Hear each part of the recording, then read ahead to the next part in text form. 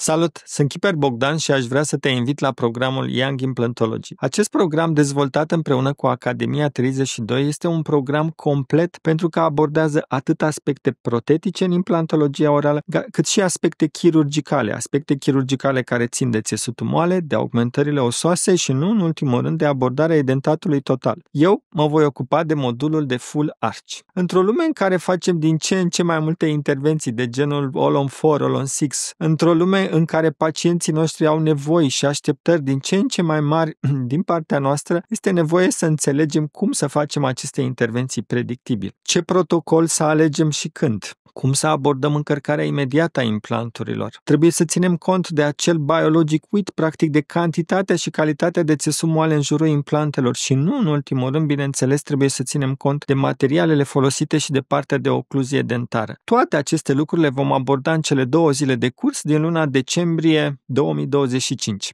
Abia aștept să ne vedem acolo!